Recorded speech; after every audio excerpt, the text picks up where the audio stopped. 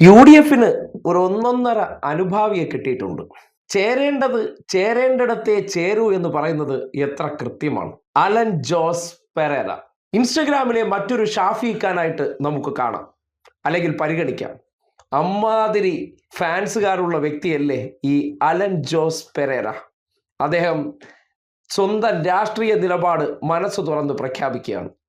Pereira Pinarayi വിരുദ്ധനാന്ന് കേൾക്കുന്നു.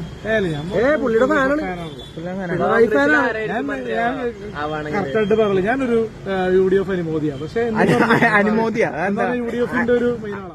ഏതോ ഒരു വ്ളോഗർ പിണറായി ഫാനാണെന്ന് വരുത്താൻ പരിശ്രമിക്കുകയായിരുന്നു. പക്ഷെ ഉള്ള സത്യം അലൻ ജോസ് പെരേര പറഞ്ഞു. അലൻ ജോസ് പെരേരയെ കാണുമ്പോൾ കേരളത്തിലെ ഒരു സാധാരണ കോൺഗ്രസ്സുകാരൻ്റെ മനോഭാവം എന്താണെന്ന് കൃത്യമായി ബോധ്യപ്പെടും. അദ്ദേഹത്തിൻ്റെ പ്രവൃത്തികൾ, ശൈലികൾ, പല കാര്യങ്ങളും മനസ്സിലാക്കുന്ന രീതി, ചെയ്യുന്ന രീതി, ഇതൊക്കെ നമ്മുടെ നാട്ടിൽ നോക്കിയാൽ ഒരു സാധാരണ കോൺഗ്രസ്സുകാരൻ്റെ ഗുണമാണ്. പിന്നെ അലൻ ജോസ് പെരേരയ്ക്ക് അത് ആൾക്കാർക്കിടയിൽ കൂടുതൽ വിസിബിലിറ്റി കിട്ടി, പലർക്കും കിട്ടുന്നില്ല.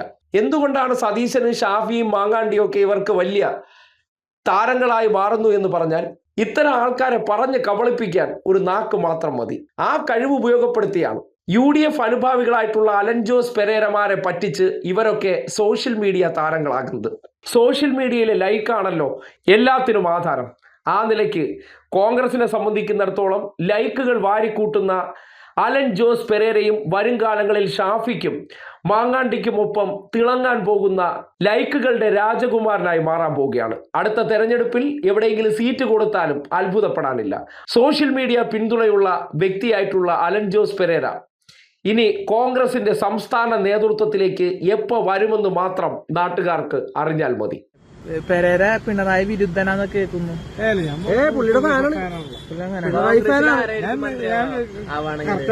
ഞാനൊരു UDF അനുമോദിയാണ്. പക്ഷേ UDFന്റെ ഒരു മെയിനാണ്.